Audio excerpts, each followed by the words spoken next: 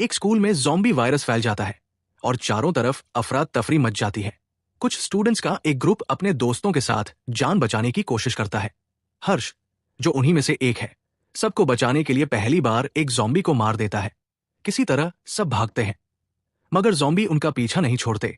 आखिरकार वो एक कमरे में छिपने में कामयाब होते हैं। उनमें से एक लड़की आरोही चालाकी से अपना फोन चार्ज पर लगाती है ताकि मदद के लिए कॉल कर सके, जबकि बाकी थके हुए और घायल दोस्त ज़ॉम्बीज से छिपने की कोशिश कर रहे होते हैं। आरोही अपने प्रोफेसर को कॉल करती है और उन्हें अपनी लोकेशन बताती है, लेकिन उसकी आवाज से आसपास के ज़ॉम्बीज उस तरफ आने लगते हैं, इसलिए उसे कॉल जल्दी काटनी पड़ती है। उसी बिल्डिंग में दूसरे स्टूडेंट्स भी छिपने की कोशिश कर रहे होते हैं। अविनाश कहता है कि उन्हें बालकनी पर जाकर छिपना चाहिए। वहां से वो नीचे देखते हैं और डर के मारे जम जाते हैं। अविनाश का दोस्त जल्द ही देखता है कि आरोही और उनके बाकी दोस्त बिल्डिंग के दूसरी तरफ की बालकनी पर भी छिपे हुए हैं।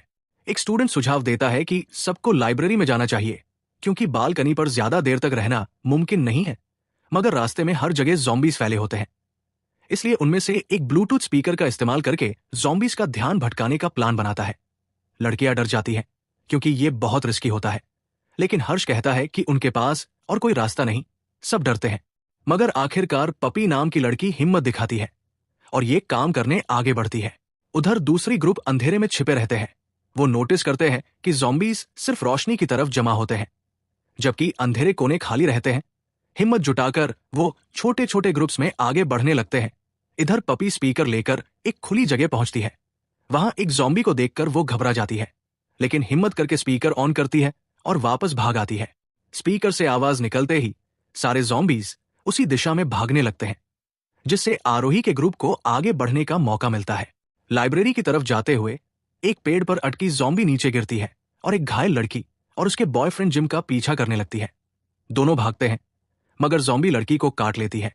उनके चीखने से और ज्यादा ज़ॉम्बीज वहां पहुंच जाते हैं और जिम मजबूर होकर अपनी गर्लफ्रेंड को पीछे छोड़ देता है ताकि खुद बच सके। जब सब एक सेफ जोन में पहुंचते हैं तो पाते हैं कि किसी के भी मोबाइल में सिग्नल नहीं है, क्योंकि सरकार ने पूरे देश में नेटवर्क बंद कर दिया है। तभी एक लड़का अंदर आता है, जिसके पास अभी भी काम करता हुआ रेडियो होता है। रेडियो से उन्हें पता चलता है कि सरकार उस रात सारी बिजली और पानी की सप्लाई बंद करने वाली है और सुबह हेलीकॉप्टर भेजे जाएंगे ताकि बचे हुए सर्वाइवर्स को निकाला जा सके। हर्ष कहता है कि सबको छत पर चलना चाहिए ताकि हेलीकॉप्टर वही उतर सके, लेकिन आरोही का कहना है कि पहले बिल्डिंग में छिपे बाकी सर्वाइवर्स को इस प्लान की जानकारी देनी चाहिए। हर्ष, जो उसका बॉयफ्रेंड है, गुस्सा हो जाता है और जब शुभ आरोही का साथ देता है तो दोनों में झगड़ा शुरू हो जाता है। इसी बीच आरोही भागकर ब्रॉडकास्टिंग रूम में जाती है और लाउडस्पीकर से सबको रेस्क्यू ऑपरेशन की खबर देती है। साथ ही बताती है कि उनका बेस लाइब्रेरी में है, बिना ये सोचे कि उसकी आवाज से कितनी मुसीबतें उनकी तरफ खिंच सकती हैं। हर्ष परेशान हो जाता है कि कहीं दूसरे सर्वाइवर्स के साथ इन्फेक्टेड लोग भी आकर सबको खतरे में न डाल दें, मगर आरोही उसकी बात नहीं सुनती। सब अगले सुबह तक इंतजार करने का फैसला करते हैं। रात में उनमें से एक लड़का नोटबुक में स्केच बनाता है और बताता है कि ज्यादातर ज़ॉम्बीज की पीठ के ऊपरी हिस्से में अजीब सा उभार दिखाई देता है। वही एक लड़की अपने बीमार पिता को याद करके बेचैन हो जाती है, जो कहीं बाहर फंसे होते हैं। वो उन्हें ढूंढने जाना चाहती है, लेकिन सब उसे रोकते हैं कि इस हालात में बाहर जाना मौत को बुलाना है। शुभ उसे दिलासा देता है और कहता है कि सुबह होते ही वो उसके पिता को ढूंढने में मदद करेगा। उसकी ये शोभाव देखकर आरोही के दिल में शुभ के लिए एक प्यार और लगाव पैदा होने लगता है। अगली सुबह हर्ष सबको मनाता है कि अब और सर्वाइवर्स का इंतजार करने का कोई मतलब नहीं। सबको हथियार इकट्ठा करके छत पर जाना चाहिए ताकि हेलीकॉप्टर उन्हें उठा सके।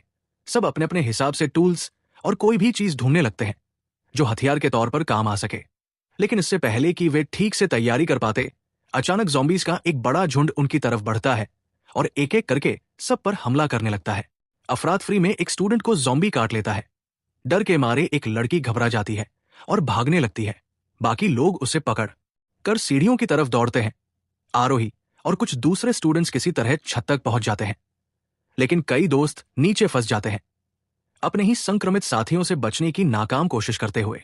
उधर जिम अब भी सदमे में खड़ा है, अपनी गर्लफ्रेंड को देखते हुए, जो अब ज़ॉम्बी बन चुकी है। छत पर बाकी सब हेलीकॉप्टर का बेसब्री से इंतजार कर रहे होते हैं कि तभी सीढ़ियों से ज़ॉम्बीज का एक भारी झुंड ऊपर चढ़ने लगता है। हेलीकॉप्टर फायरिंग शुरू कर देते हैं, जिससे सबको भागना पड़ता है। नीचे जाते हुए उनकी मुलाकात जिम, शुभ और हर्ष से होती है। साथ चलते हुए उन्हें अपनी एक दोस्त मिलती है जो अब ज़ॉम्बी बन चुकी होती है। कोई भी उसे मारना नहीं चाहता, लेकिन बाकियों के लिए वो अब सिर्फ एक खतरा होती है। मजबूरी में वे उसे मार देते हैं और आगे बढ़ते हैं, जहां उन्हें कुछ देर के लिए छिपने की जगह और खाने का सामान मिल जाता है। शिवन कहता है कि वो हेलीकॉप्टर रेस्क्यू के लिए नहीं आए थे, बल्कि सरकार का मकसद था स्कूल में बचे हर इंसान को खत्म कर देना, ताकि वायरस पूरी तरह मिट जाए। मगर पप्पी का मानना है कि ये सब इसलिए हुआ क्योंकि आरोही ने अनजाने में सारे ज़ॉम्बीज को छत की तरफ खींच लिया था जब वो सबको छत पर बुला रही थी। इसी बीच किसी को शक होता है कि शायद ये ज़ॉम्बीज किसी लीडर के कंट्रोल में है। वो कहते हैं अगर उस लीडर को मार दिया जाए तो सारे ज़ॉम्बीज एक साथ गिर सकते हैं। कि तभी उन्हें एहसास होता है जिम गायब है। घबराकर सब उसे ढूंढने निकल पड़ते हैं। उधर जिम उस शख्स पर हमला कर देता है जिसने पहले उसकी ज़ॉम्बी गर्लफ्रेंड के सिर में कुल्हाड़ी मारी थी। जब जिम बेकाबू होकर चिल्लाने लगता है तो बाकी लोग उसे पकड़कर एक खाली कमरे में बांध देते हैं। अंकिता, जिसे जिम से छुपा हुआ लगाव होता है, गुस्से में सब पर भड़क उठती है कि उन्होंने उसके साथ ऐसा किया, मगर कोई उसकी बात नहीं सुनता क्योंकि जिम ने उनके अपने दोस्त पर हमला किया था। रात को अंकिता चोरी छिपे कमरे की चाबी ले लेती है और अंदर जाकर जिम को आजाद करती है। वो उससे विनती करती है कि अब दोबारा किसी को नुकसान न पहुंचाए, लेकिन जिम पूरी तरह पागल हो चुका होता है। वो कहता है कि ज़ॉम्बीज राक्षस नहीं बल्कि बदले हुए इंसान है और अब वो खुद भी उनमें शामिल होना चाहता है। जब अंकिता उसे रोकने की कोशिश करती है तो जिम उस पर हमला कर देता है और उसे मारने की कोशिश करता है। फिर अकेला कमरे से बाहर निकलता है और पाता है कि जिस इंसान को उसने पहले कुल्हाड़ी मारी थी वो धीरे धीरे ज़ॉम्बी में बदल रहा है। उधर अविनाश अपने मेडिकल स्टूडेंट दोस्त को लेकर आता है ताकि वो उसकी दोस्त परी को बचा सके जो ज़ॉम्बी बनने के बाद पानी में डूबकर मर चुकी थी। मेडिकल स्टूडेंट परी के शरीर की जांच करता है और हैरान रह जाता है जब देखता है कि उसकी चोटें अपने आप ठीक हो रही है। मतलब वो धीरे धीरे फिर से जिंदा हो रही है।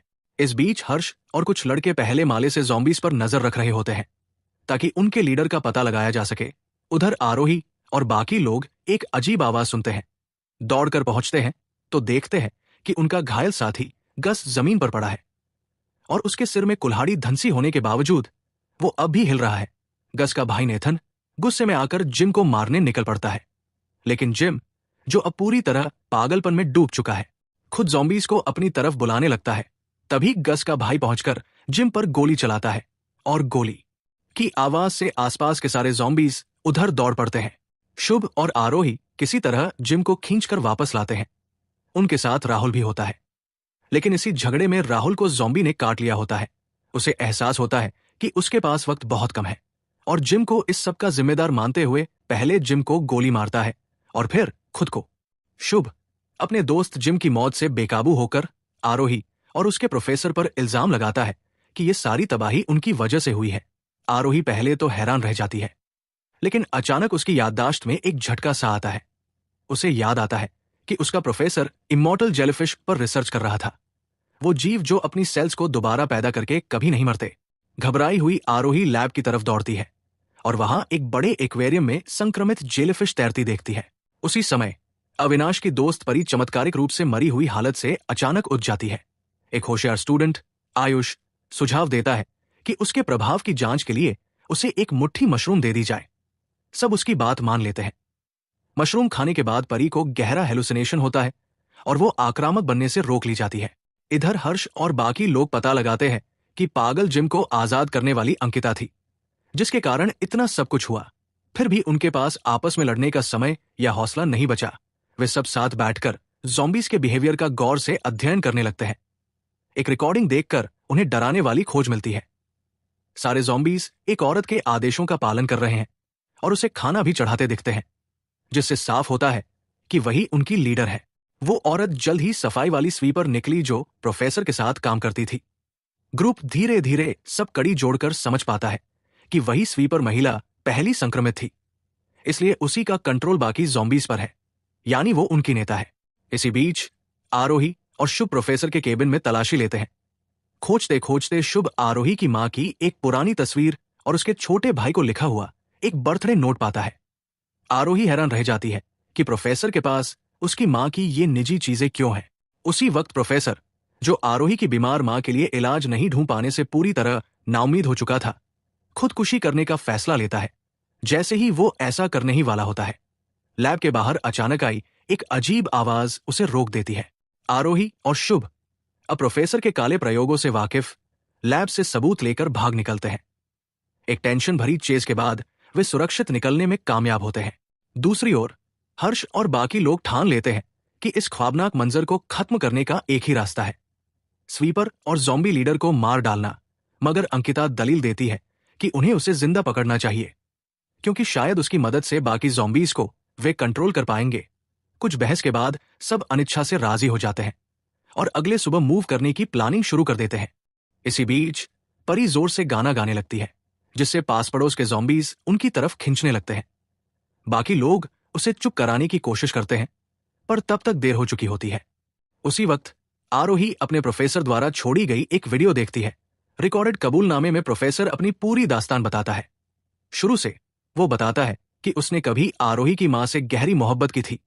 उनकी गुप्त रिश्ता सामने आ गया और जलन में उनके सहकर्मियों ने आरोही की मां पर एक गैरकानूनी प्रयोग का आरोप लगा दिया, जिससे उसे रिसर्च इंस्टीट्यूट से निकाल दिया गया। लज्जित और हताश आरोही की मां देश छोड़कर भाग गई। जब वो सालों बाद लौटी तो उसके साथ एक और बच्चा था, प्रोफेसर का बेटा। छुपकर जीने के लिए उसने छोटे मोटे काम किए और परिवार चलाया, साथ ही अपने बच्चों की पढ़ाई का खर्च उठाया और अपना अतीत छुपाए रखा। एक दिन एक अमीर आदमी ने उसे दबाव में लेकर उससे ऐसा सीरम बनाने को कहा जो उसकी मौत के बाद भी उसकी कोशिकाओं को संरक्षित कर दे, ताकि उसकी नस्ल अमर दिखे। उसकी योजना थी कि लोग उनके खून की लाइन को आम इंसानों से ऊपर समझें और आने वाली पीढ़ियां उनके परिवार की पूजा करें। पर उस अमीर का बेटा भ्रष्ट और नशेड़ी निकला। उसे एक महिला डॉक्टर पर क्रेज था, जो आरोही की मां के साथ अस्पताल में काम करती थी। एक रात नशे में वह और उसके दोस्त थे और उन्होंने लैब में उस डॉक्टर पर हमला कर दिया जब वो अधूरी सीरम पर टेस्ट कर रही थी। जब वो जबरदस्ती करने लगा तो डरी हुई डॉक्टर ने खुद उसे एक्सपेरिमेंटल सीरम इंजेक्ट कर दिया। गुस्से में अमीर आदमी का बेटा बेकाबू हो गया और निर्दोष डॉक्टर को सबके सामने से मार दिया। आरोही की मां ने पूरा वाकया देखा, पर अमीर बूढ़े ने धमकी देकर उसे चुप करा दिया। अपने बेटे को उस अस्थिर एंटी एजिंग सीरम के साइड इफेक्ट से बचाने के लिए उसने आरोही की मां से तुरंत एंटीडोट बनाने का हुक्म दे दिया।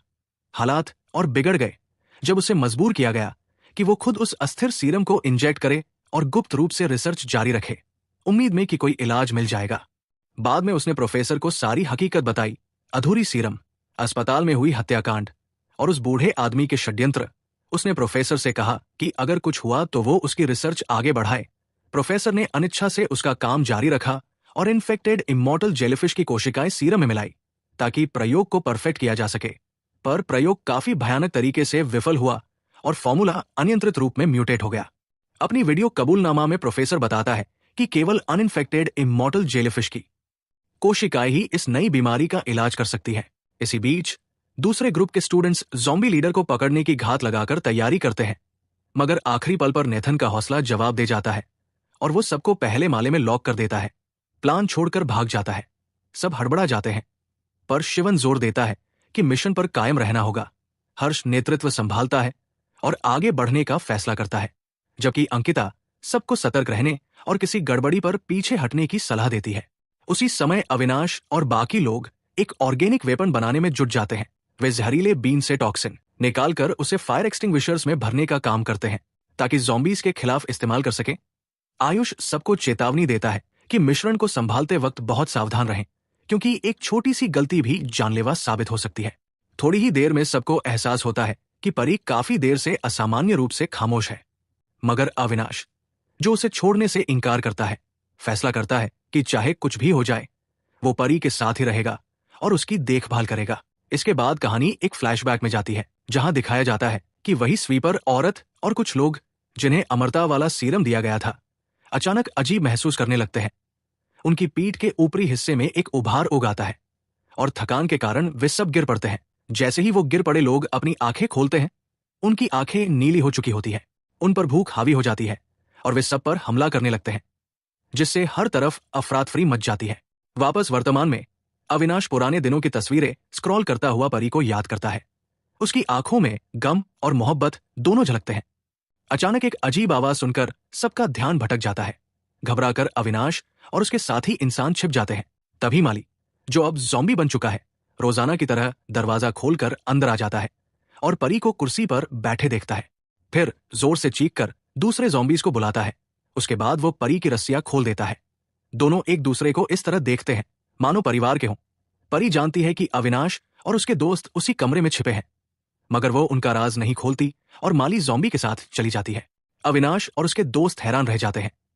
परी अब एक ज़ॉम्बी होने के बावजूद उनकी मदद कर गई थी, लेकिन जैसे ही वे भागने की सोचते हैं, एक और ज़ॉम्बी उन्हें देख लेता है। उधर शिवन ज़ॉम्बी लीडर का इंतजार कर रहा होती है। जैसे ही लीडर नजर आती है, शिवन अपने सभी साथियों को सिग्नल देता है कि हमला करने की तैयारी कर ले। सब एक जगह इकट्ठा होते हैं। शिवन आदेश देता है कि ज़ॉम्बी लीडर को जिंदा पकड़कर ऊपर की मंजिल पर ले जाया जाए, क्योंकि और भी ज़ॉम्बीज उनकी ओर बढ़ रहे हैं। जैसे ही ज़ॉम्बी लीडर सीढ़ियां चढ़ती है, सब अपनी तय पोजीशन पर जाकर छिप जाते हैं। अंकिता एक टूटा हुआ शीशा इस्तेमाल कर लीडर की मूवमेंट देखती रहती है और सबको सतर्क रहने का इशारा देती है। लेकिन उनकी ये सावधानी भरी प्लानिंग तब बिखर जाती है जब ज़ॉम्बी लीडर अचानक शुभ और आरोही को देख लेती है, जिन्हें अंकिता की योजना का कोई अंदाजा ही नहीं था।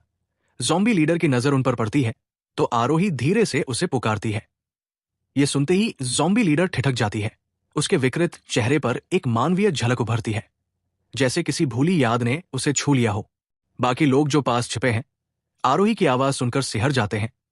उसी वक्त आरोही का छोटा भाई नॉन ज़ॉम्बी लीडर का ध्यान भटकाने के लिए उसे पुकारता है। ज़ॉम्बी लीडर उसकी ओर झपटती है और उसी पल ग्रुप अपने छिपने के ठिकानों से बाहर निकलकर हमला कर देता है। वे किसी तरह उसे एक कमरे में कैद कर लेते हैं, लेकिन लीडर जोरों से छटपटाने लगती है, कई लोगों को घायल कर देती है। अफरातफरी में शुभ घबरा जाता है और ट्रिगर दबा देता है। हर्ष गुस्से में फट पड़ता है। शुभ ने उनका पूरा मिशन बर्बाद कर दिया था। वे अब कभी ये नहीं जान पाएंगे कि ज़ॉम्बीज को कंट्रोल कैसे किया जा सकता है।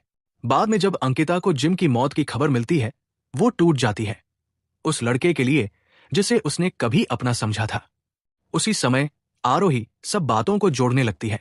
उसे एहसास होता है कि ज़ॉम्बी स्वीपर औरत को किसी शासक की तरह नहीं, बल्कि एक मां की तरह देखते थे। वही पहली संक्रमित थी, उन्हीं से सबकी रचना हुई थी, इसलिए बाकी ज़ॉम्बीज उसे अपनी जन्नी समझते थे। फिर जब ग्रुप को आरोही के पास एक सीरम की शीशी मिलती है, वही जो उसने प्रोफेसर की लैब से उठाई थी, सबकी शक की निगाहें उसी पर टिक जाती है। अब सब सोचने लगते हैं कि कहीं आरोही का भी तो उस प्रोफेसर या इस तबाही से रिश्ता नहीं है। घिरी और डरी हुई आरोही सब कुछ बताने पर मजबूर हो जाती है। प्रोफेसर की सच्चाई, उसकी मां की कहानी और उन भयानक प्रयोगों की वजह जो इस महामारी तक पहुंची। इधर स्कूल से दूर प्रोफेसर एक एम्बुलेंस में होश में आता है। उसके बगल में आरोही की मां पड़ी है, सख्त निगरानी में। वे उसी अस्पताल की तरफ जा रहे हैं जहां यह सारा खौफनाक सिलसिला शुरू हुआ था। वहां इंतजार कर रहा है वो अमीर बूढ़ा आदमी जिसने इन सीरम प्रयोगों की फंडिंग की थी। चेहरे पर संतोष भरी मुस्कान लिए वो कहता है कि प्रोफेसर की नई सीरम से अब आरोही की मां ठीक हो रही है। लेकिन इससे पहले कि वह और खुशियां मनाए, प्रोफेसर का गुस्सा भड़क उठता है। वो इनकार करता है किसी स्वार्थी मकसद के लिए और काम जारी रखने से। वो मांग करता है कि बूढ़ा अपने आदमियों को स्कूल में भेजे ताकि तैयार सीरम वापस लाया जा सके। बूढ़ा मान तो जाता है, मगर चेतावनी देता है प्रोफेसर सिर्फ 2 लोगों को अपने साथ ले जा सकता है, बाकी सबको पीछे छोड़ना होगा। वापस स्कूल में माहौल फिर तनावपूर्ण हो जाता है। एक नया ज़ॉम्बी बाहर से आता है।